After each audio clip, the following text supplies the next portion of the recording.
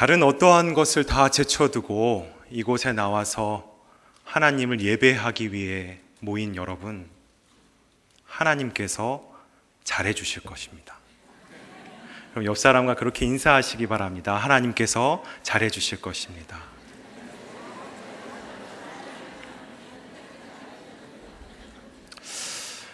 하나님께서 정말 잘해 주실 것입니다, 여러분. 사도 바울은 빌립보에 보낸 그의 서신인 빌립보서에서 두렵고 떨림으로 너희 구원을 이루라, 이렇게 말씀하셨습니다. 두렵고 떨림으로. 구원을 이루는 데에는 여러 가지 수식어, 표현들이 많이 있을 텐데 왜 사도 바울은 구원을 이룰 때에 두렵고 떨림으로 이루라고 말씀하셨을까요? 여러분, 두렵고 떨린다는 표현 많이 쓰시지요? 구원은 하나님 없이는 설명할 수가 없습니다. 그래서 구원을 이루는 자리는 하나님을 만나는, 하나님을 대면하는 자리이기에 두려울 수밖에 없는 것입니다. 또한 그렇게 하나님을 만난 사람은 그가 누구이든지, 하나님을 한번 대면한 사람은 그의 존재가 뒤흔들리는, 떨리는 경험을 하기 때문에 떨림이 있는 것입니다. 우리는 지금 하나님을 예배하는 자리에 이렇게 모여 있습니다. 저를 포함하여서 이곳에 모인 우리 모두가 하나님을 만남으로 두렵고 또한 그 만남으로 인해 우리의 존재가 떨리는 그러한 변화를 경험하시는 저와 여러분 다 되시기를 주님의 이름으로 축원합니다. 오늘 본문인 마르다와 마리아 이야기는 우리에게 너무나 익숙한 본문입니다. 그런데 이렇게 익숙한 것에 비하면 놀랍게도 이 이야기는 성경 전체에서 너무나 작은 부분만을 차지하고 있습니다.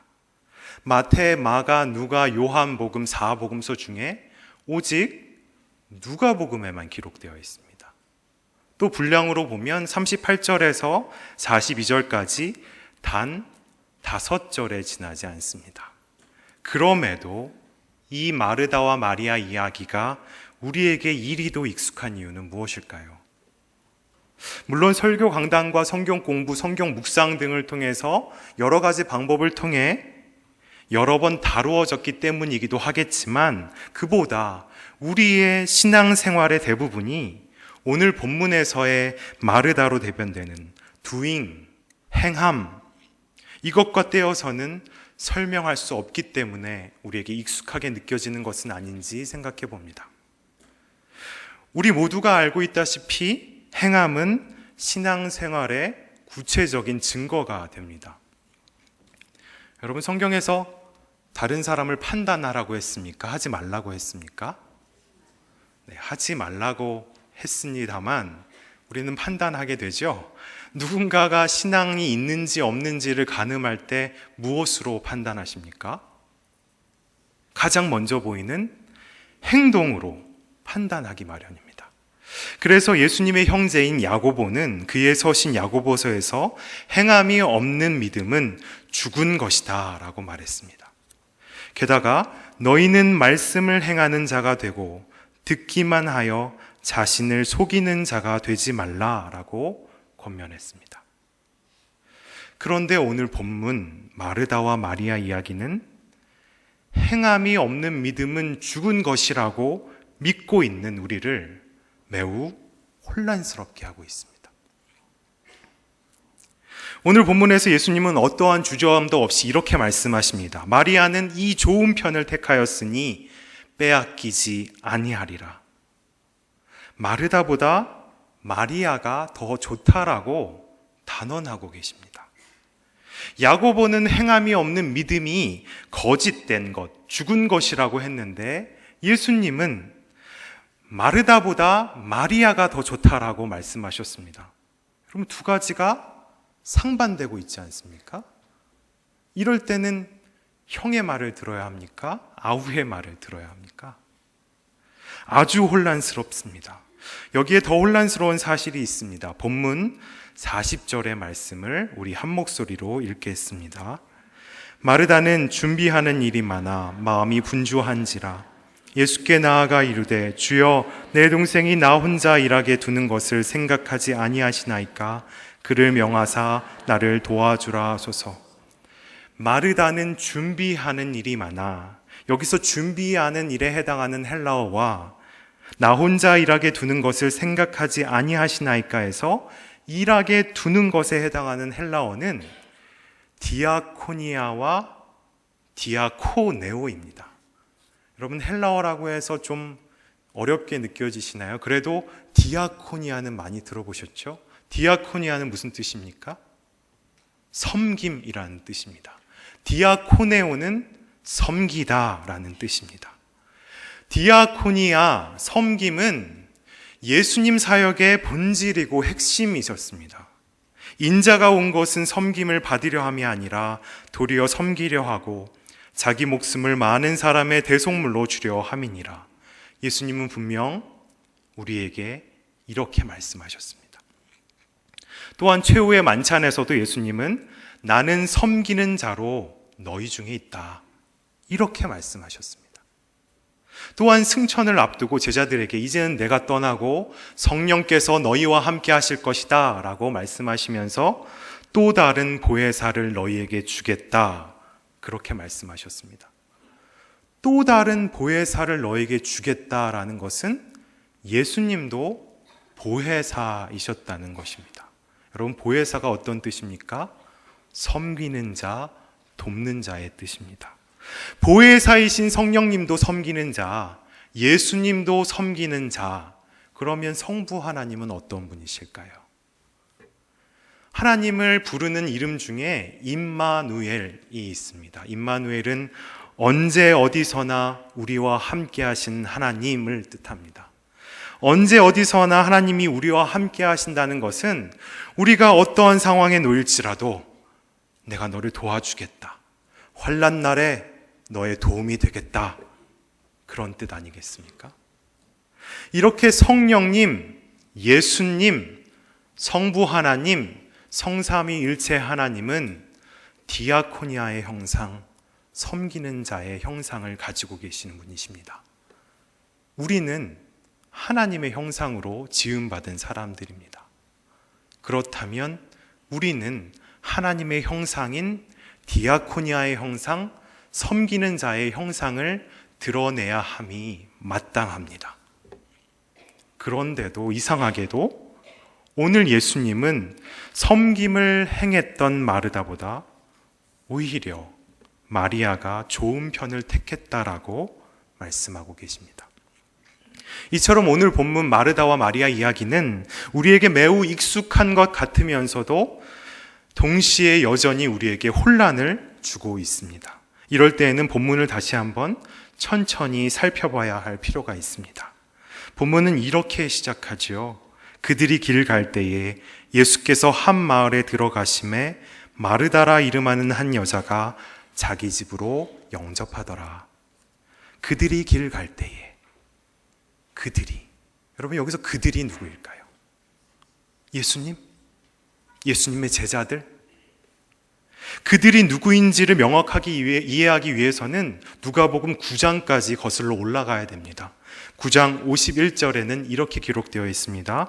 예수께서 승천하실 기약이 차감해 예루살렘을 향하여 올라가기로 굳게 결심하시고, 갈릴리에 계셨던 예수님께서 이제 본격적으로 십자가의 사건, 구원의 사역을 감당하시기 위해 예루살렘으로 올라가시기로 굳게 결심하셨습니다. 굳게 결심하셨습니다. 굳게 결심하셔야 했던 것을 보면 십자가의 길을 앞두신 예수님의 발걸음이 얼마나 무거웠겠는지 짐작해 볼 수 있습니다. 그래서인지 갈릴리에서 예루살렘까지 올라가는 이 예루살렘의 여정은 누가복음 9장에서 무려 19장까지 10장에 걸쳐서 기록되어 있습니다. 구체적으로 어떻게 이동하셨는지는 그 다음 절인 52절에 이렇게 기록되어 있습니다. 사자들을 앞서 보내심에 그들이 가서 예수를 위하여 준비하려고 사마리아인의 한 마을에 들어갔더니, 앞으로 방문하게 될 지역에 사람을 먼저 보냈습니다. 그래서 예수님이 머물 수 있도록 잠자리와 먹을 음식을 미리 준비하도록 했습니다. 이상하지 않습니까, 여러분? 예수님의 제자는 몇 명이지요? 12명입니다.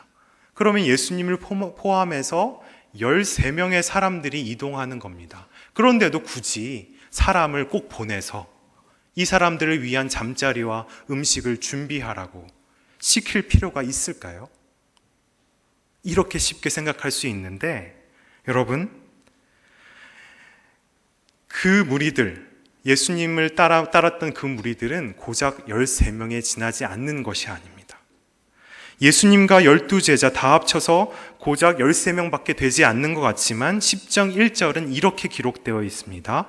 그 후에 주께서 따로 70인을 세우사 친히 가시려는 각 동네와 각 지역으로 둘씩 앞서 보내시매. 따로 몇 명이요? 70인을 세우사. 예수님의 12제자를 제외하고서도 예수님을 따르는 무리가 70명이나 되었다는 것입니다. 게다가 따로 70명을 구별해서 보냈다고 하니 예수님을 따랐던 무리는 70명을 훨씬 넘는 숫자였을 것입니다. 이 70명의 이상이 되는 사람들이 이 마을, 저 마을로 이렇게 이동하다가 오늘 본문인 마르다의 집에 이르게 된 것입니다. 그들이 길 갈 때에 예수께서 한 마을에 들어가심에 마르다라 이름하는 한 여자가 자기 집으로 영접하더라. 그들은 바로 이 70명에 되는 사람들, 70명의 무리들을 가르치고 있는 것입니다.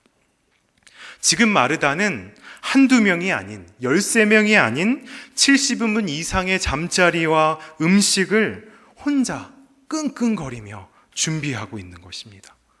여러분, 마르다까지도 마리아처럼 예수님의 발치에 앉아서 말씀만 듣고 있었다면 70명 이상에 되는 사람들을 누가 먹일 수 있었겠습니까? 마르다는 지금 마땅히 해야 할 일을 하고 있는 것입니다. 누군가가 하지 않으면 와르르 무너질 수밖에 없는 그 일을 마르다는 혼자서 감당하고 있었던 것입니다. 그런데 뭐가 잘못됐다는 것일까요? 예수님은 마르다가 뭐가 잘못됐다고 그러시는 것일까요? 본문 40절의 말씀을 우리 다시 한 번 더 읽도록 하겠습니다. 마르다는 준비하는 일이 많아 마음이 분주한지라 예수께 나아가 이르되 주여 내 동생이 나 혼자 일하게 두는 것을 생각하지 아니하시나이까 그를 명하사 나를 도와주라 하소서. 마르다는 준비하는 일이 많아 마음이 분주한지라. 마음이 분주한지라. 마르다는 예수님과 그 따르는 무리들을 열심히 디아코니아 섬겼습니다. 그러나 마르다의 섬김의 결과로 드러내고 있는 것은 마땅히 하나님의 형상대로 지음받은 우리가 드러내야 할 것은 하나님의 형상인데도 불구하고 마르다가 그의 섬김으로 드러내고 있는 것은 마음의 분주함이었습니다. 분주하다는 것은 이리저리 바쁘고 수선스럽다는 것입니다. 수선스럽다는 것은 정신이 산란하다는 것입니다. 정신이 산란하다는 것은 그 일에 이리저리 끌려다닌다는 것입니다.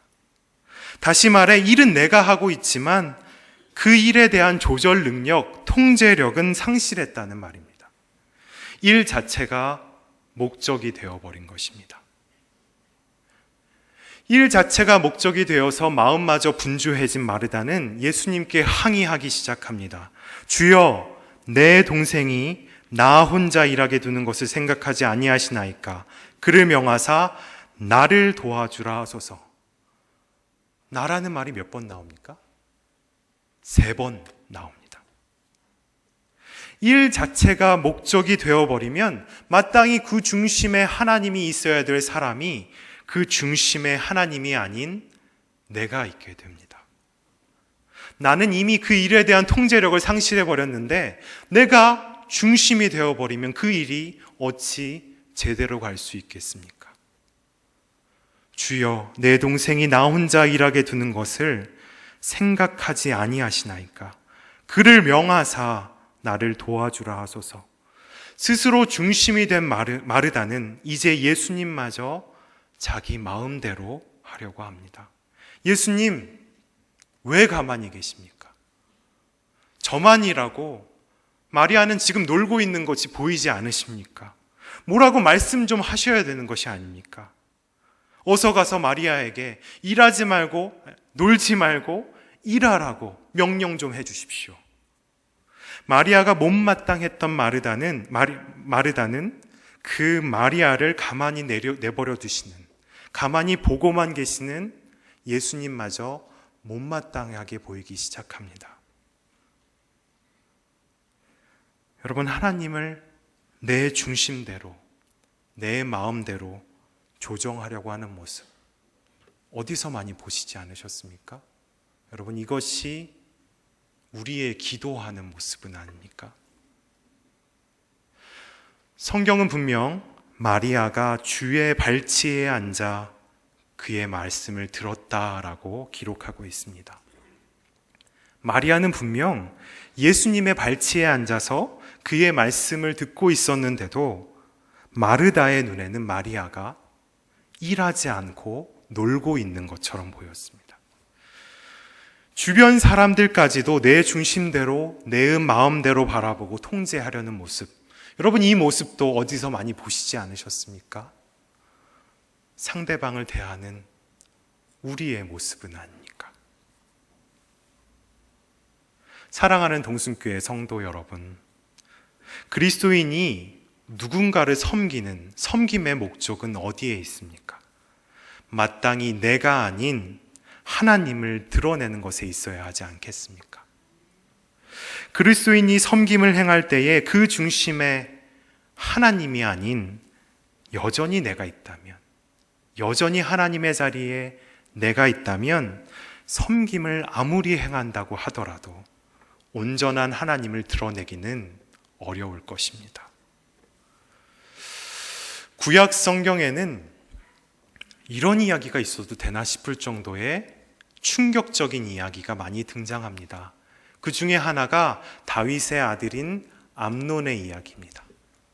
암논은 그의 누이였던 다말을 아끼고 사랑했습니다. 그런데 그 결과가 어떻게 됐죠? 암논이 그 누이 다말을 강제로 겁탈하는 사건이 벌어집니다. 성경은 우리에게 이렇게 충격적인 사실도 똑똑히 보여주고 있습니다. 그런데 여러분, 이 수치스러운 이야기를 시작하는 구약 성경 사무엘하 13장 1절에는 이렇게 기록되어 있습니다. 그 후에 이 일이 있으니라. 다윗의 아들 압살롬에게 아름다운 누이가 있으니 이름은 다말이라. 다윗의 다른 아들 암논이 그를 사랑하나. 암논이 그의 누이였던 다말을 사랑했다라고 성경은 기록하고 있습니다. 여러분, 구약 성경이 어떤 언어로 기록되어 있습니까? 히브리어로 기록되어 있습니다. 그런데 이 히브리어 성경이요, 헬라어 문화권으로 넘어가면서 이 히브리 성경을 70명에 되는 학자들이 헬라어로 번역하는 일들이 벌어지는데요. 70명의 사람들이 번역했다고 해서 70인역 이렇게 부릅니다. 여러분, 헬라어에는 사랑을 가리키는 단어가 3가지 등장합니다. 무엇이죠? 아가페, 필리아, 에로스입니다. 70인령 성경을 보면요, 암논이 다말을 사랑했다라는 사무엘하 13장 1절의 이 표현을 헬라어 문화권을 넘어가면서 이 히브리어 사랑을 헬라어 어떤 단어로 번역해왔을까요? 아가페, 필리아, 에로스 중에 어떤 것이겠습니까? 그 결과로 가늠해 보면 에로스일 것 같습니다. 그런데 충격적이게도 아가페를 쓰고 있습니다.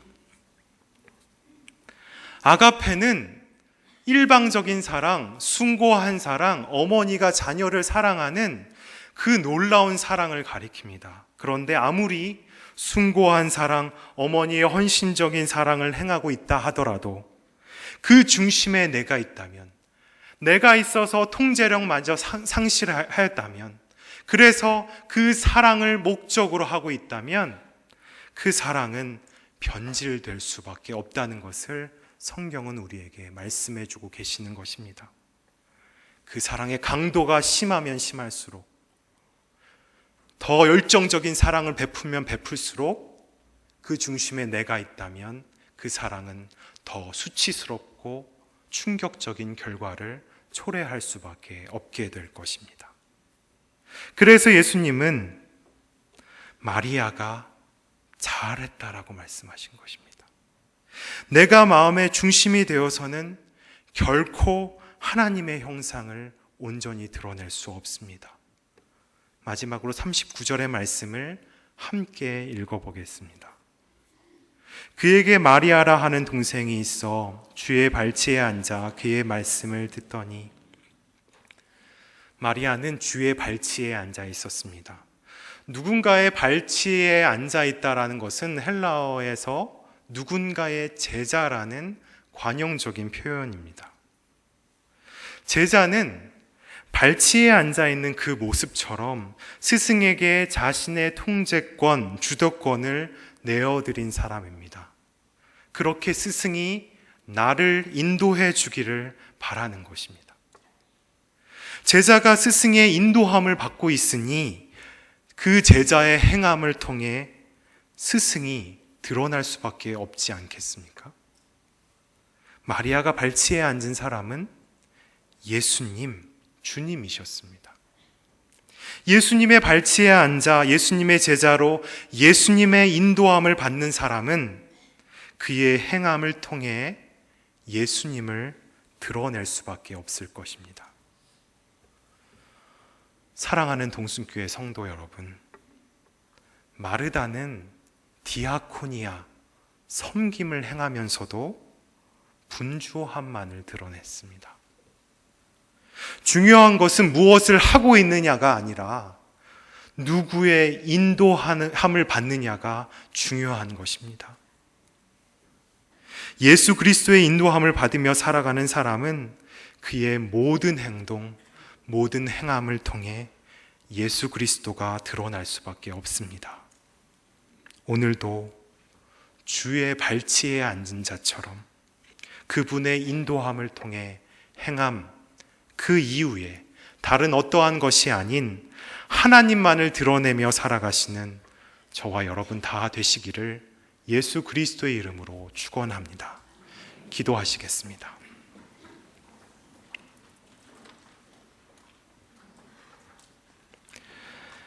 하나님 아버지, 우리의 중심이 나 자신이 아닌 하나님으로만 그득하길 소원합니다.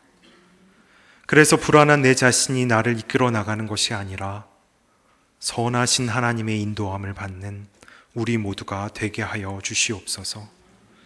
그리하여 마땅히 주의 발치에 앉은 그리스도인으로서 무엇을 행하든 행함 그 이후 하나님만 드러내는 삶 살아가게 하여 주시옵소서. 이 모든 말씀 예수 그리스도의 이름으로 기도합니다.